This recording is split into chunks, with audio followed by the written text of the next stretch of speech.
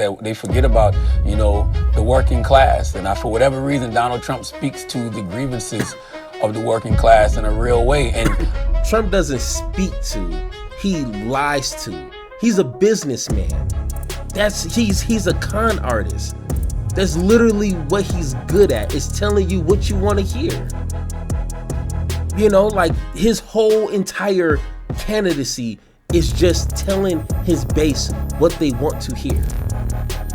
So it's not he's speaking to, because he's never been in that position. One, how are you going to trust someone to know the life that you're living if he's never been there? All right, so I want to start this video off by a quote or scripture in the Bible. And trust me, hey, don't leave. I know a lot of people aren't spiritual, but this means something. Just take a listen. This is Proverbs 28:26. Whoever trusts in his own heart is a fool, but he who walks wisely will be delivered. And here it says the Bible warns that relying on one's heart alone without wisdom or guidance can lead to foolish decisions. And I used to be a youth pastor, so I try to base a lot of my actions and things that I plan forward through scripture. You know what I'm saying? So I apologize, but that can mean a lot of things to anyone, even if you're not religious. You need to be educated. And I know if you guys been watching my videos every single day, I know I've been hitting that point in every single video, especially the past week.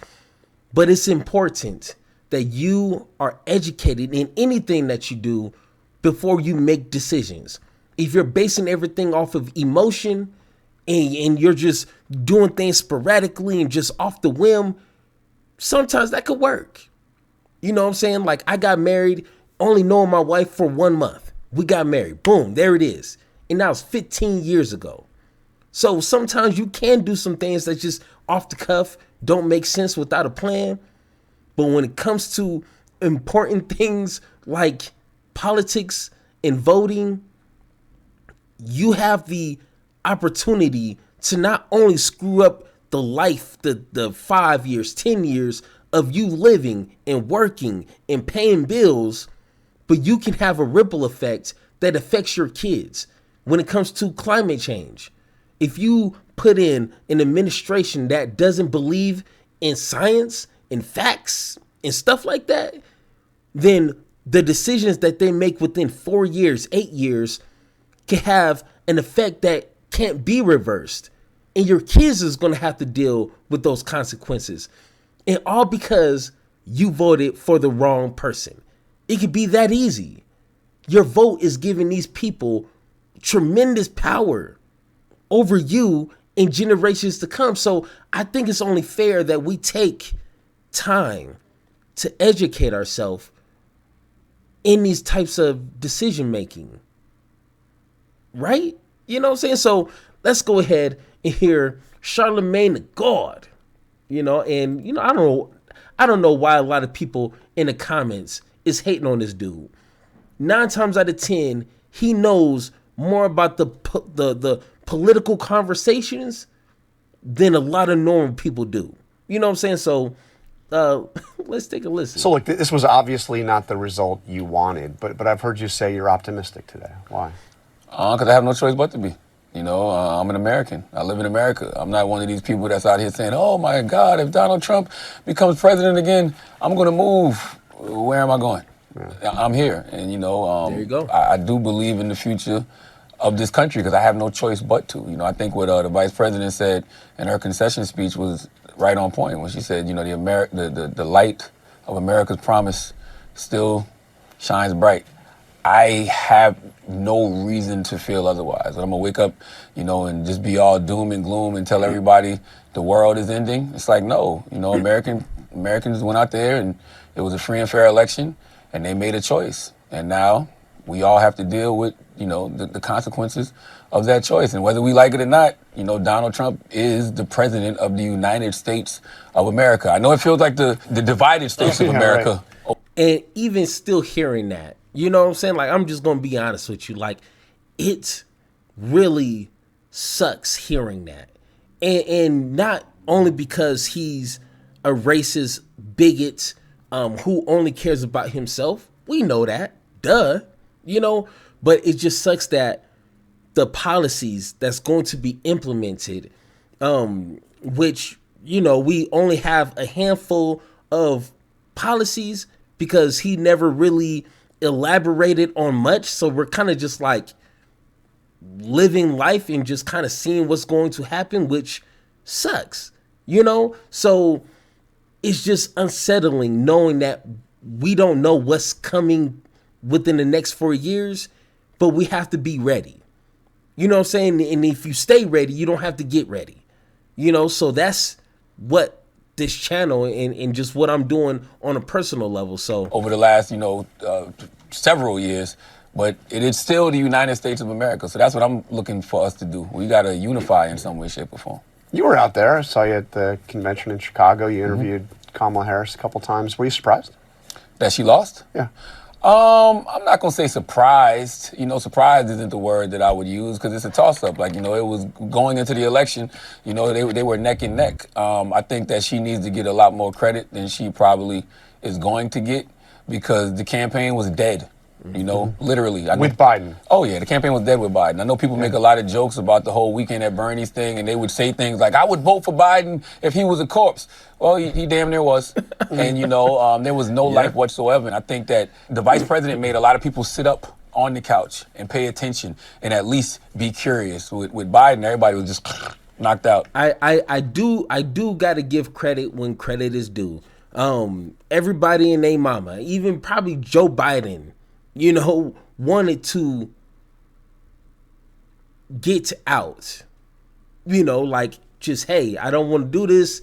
Let me just live my life on the beach, and I gotta say with Harris only having 3-4 months to really build momentum, build a campaign, get your message out there, build, a policy plan, that takes time. Usually candidates have a year, 2 years, 3 years. You know what I'm saying? Trump started literally after he lost in 2020. You know what I'm saying? He's been campaigning for 4 years straight. So I got to give credit when credit is due. When she jumped into the race, there was a lot of momentum. There was a lot of positive energy. And I guarantee if they would have had elections, a day after their convention, she probably would have won because there was a lot of positive energy. And unfortunately, we had to hear her fumble the ball plenty of times after that, which made people snap back to reality and like, hey, I may not want to vote for her. So once again, I got to give credit when credit is due. Sleep, gone. Have you talked to her since the loss? No, I haven't, but I can't wait to. What are you going to tell her? I'm going to tell her I love her, I value her, I appreciate her, and, whatever she plans to do moving forward, I'm going to always support her, and I'm going to say what I've, been saying on the radio and on my podcast, that she has nothing to be ashamed about. She ran a great campaign and only had 100 days to do it. Nobody thought she could even do, what it is that she did. Like, the first day getting all the delegates in line. So once again, let's not sugarcoat it too much. And I'm pretty sure if, me and Charlamagne was having a conversation, which give me a call, Charlotte, give me a call, he would agree that she could have done more, or she could have made better decisions or better answers to certain questions like Israel and Gaza. She could have been a little bit more upfront of saying, hey, we're going to create some sort of policy or some sort of plan for a ceasefire. That's what we're going to do. When it comes to some of their rallies, having a Palestinian person go on that stage and speak about what's going on over there, that would have been amazing. When it comes to separating herself from Joe Biden, I know that's her, her boss, her leader, but she could have been in that position of saying, hey, what Joe Biden has done was amazing. He's passed a lot of good legislation that helped a lot of people, but we need to go further. We need to do more, and that's what my candidacy is going to do. You know, he took us halfway there. We're going to cross the finish line when I get into that office. And we're going to win as American people. Something beautiful like that. You know what I'm saying? But she didn't. You know, and that's where a lot of people didn't believe her or didn't feel the energy to vote for her. So, you know, we need to be fair in our criticism.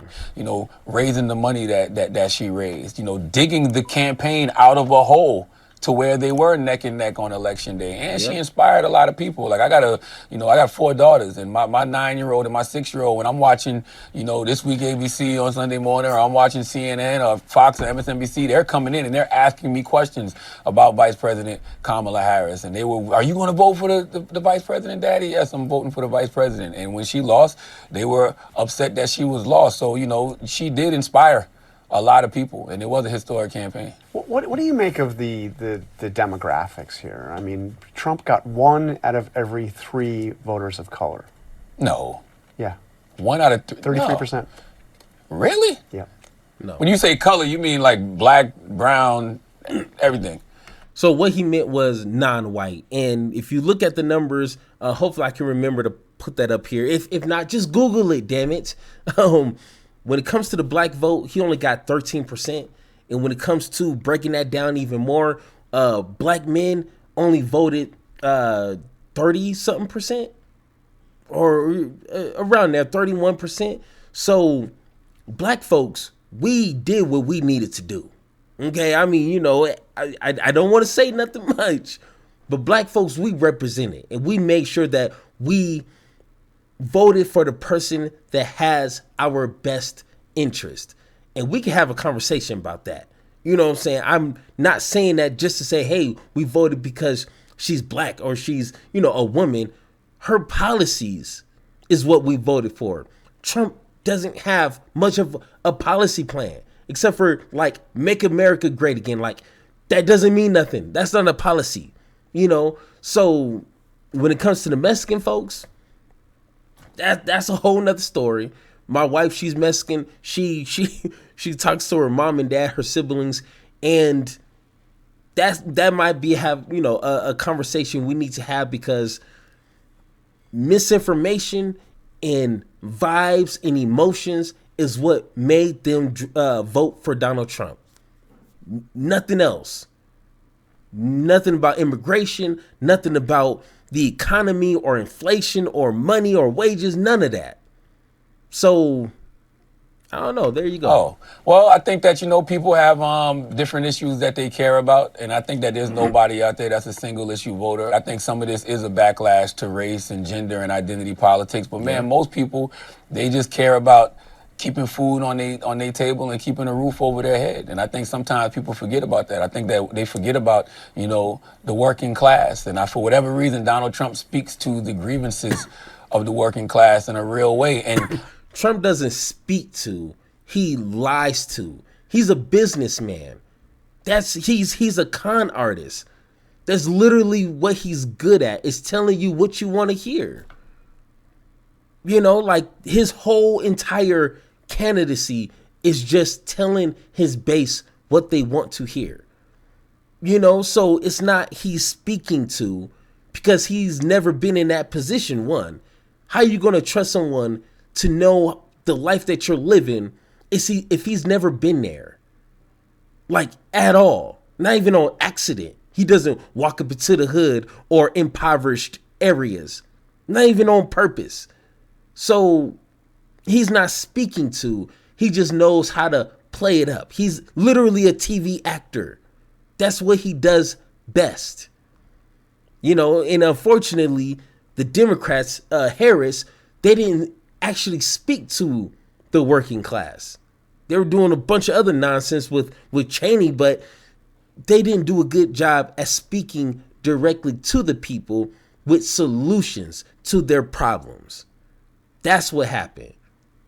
I keep telling folks, people will forget what you did, they'll forget what you said, but they'll never forget how you made them feel. And when you go back to 2020, even though it was a pandemic and it was COVID, people don't care. All they know is they got stimulus checks with his name on it, and that's what they remember.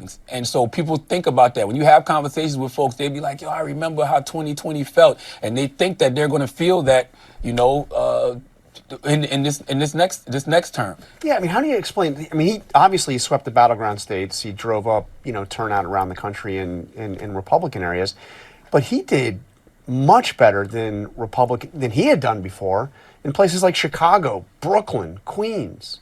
Because of dinner table issues. It's literally that simple. Every day, people wake up and all they want to do is have more money in their pocket and they want to feel safe. I don't care if you're black, white, gay, straight, whatever religion you are. Those are the two things that you're thinking about every day. How can I keep some money in my pocket, and how can I stay safe? And when you look at, you know, issues like the economy, when you look at the border, and that's what I was telling people. We had this conversation back in February. I was having conversations with folks, and they was telling me, oh my God, these gangs are coming into our neighborhood, and I know it's because of the border. We got to close the border. Like, they were having these conversations. And I told you, John, this was the first. And once again, that's misinformation. And I said this in plenty of videos. Statistically, immigrants, legal and illegal, statistically are extremely lower in crime on every stats of crime than American citizens by a huge gap. Not close, by a few points, by a huge gap. So this whole hysteria of immigrants are coming to your cities and into your neighborhoods and causing all this crime and stealing babies and blah, blah, blah.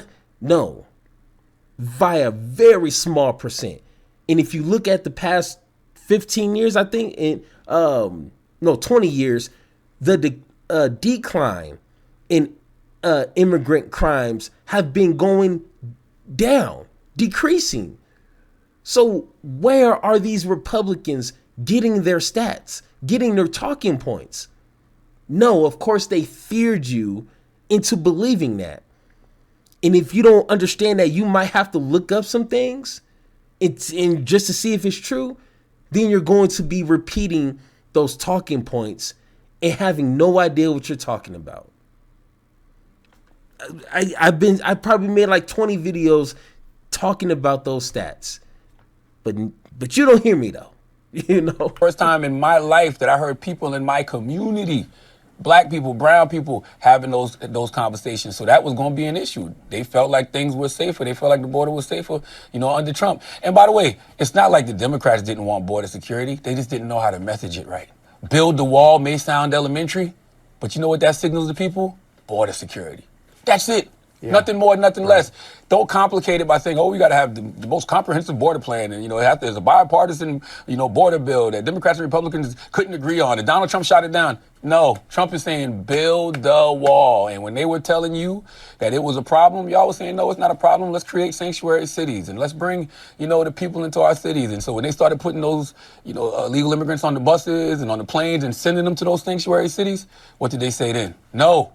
Don't come. So it looked like the Republicans were right and Democrats were wrong. And nobody knew that was going to be one of the big central issues that people thought about when they went into that voter booth. Should Harris have done more to make it clear she wanted to go in a different direction from Joe Biden? Or did she want to go in a different direction? I think that if she wanted to go in a different direction, she should have expressed that. And once again, that goes back to messaging, that goes back to communication. I've been telling folks the language of politics is dead. You cannot finesse people anymore. You can't believe one thing, but then get in front of people and tell them something else. And if you are, you got to be really good at it, right? Yeah. What do I always say? Republicans are more sincere about their lies than Democrats are about their truth. So when she's on The View and she's shaking her head like, no, I wouldn't do anything different. But then you on Fox News with Brett Baer and you like, my administration is going to be totally different than a Biden presidency. If that was the case, I just think that should have been repeated several times. Like, you know, one thing that she said when I had a conversation with her was repetition is good. Like, that's part of being disciplined, right? You have to repeat yourself over and over and over. That might have been one of the issues that she should have repeated herself over and over and over on. So you had Laura Trump on the show the weeks before the election. You know, after Trump won, I sent her a message and told her, hey, congratulations. And I said to her, I hope that this administration is going to be an administration for all Americans. And she said, thank you I promise in capital letters that it will be. Listen, man, I think that we've seen enough of Donald Trump to know that may not be the case. But like I said, I just have to have a sense of optimism because he still is the president of the United States of America. And I just want us, like I said, as a people moving forward, we got to start building more community amongst each other. And, you know, we just got to hope for the best. Like, I'm not wishing for America to fail. Why would I want that? And like he said, hope for the best, but I'm going to finish the rest, but prepare for the worst. And Charlamagne said something beautiful at the end that I'm just now thinking of is no matter what administration is in that office, Republican, Democrat, anything in between, we should be in a position as a community, as a people, either that's actually on the ground with our people or even just like this, face to face, you know, on the internet. You know, we need to be able to build each other, educate each other, and to make sure that we have each other's back in some way, shape, or form. You know, it may not always have to be with money, but just a conversation, just building each other up. You know, mind, body, and soul type conversations. We need to be able to do that. So when Republicans get in trying to destroy everything, we know that we have an understanding and a love and a respect for all of us. You know, so if Republicans say, hey, you know, blacks versus white versus Mexican, it's like, nah, go ahead, keep your rhetoric. We love each other over here, and we're going to continue to support each other. Or if the Democrats come in and they're giving us breadcrumbs, we have a support system to where we're not letting each other fall down and can't get back on their feet. We're going to help our neighbors do that. That's what we need to do. And that's going to take a lot of trust, education, and building each other. You know what I'm saying? And that comes with a foundation of understanding basic things. You know what I'm saying? We can't disagree on the most smallest, stupidest thing. We have to have some sort of foundation of facts and morals and standards. And then we build on top of that. But until we get to that point, then we can start keeping each other accountable and safe and ready for the worst, you know. But once again, if you guys disagree with anything that I said in this video, hit the Discord link down below so we can have that one-on-one talk, or let me know how you guys feel in the comments down below. And like always, let's have that conversation.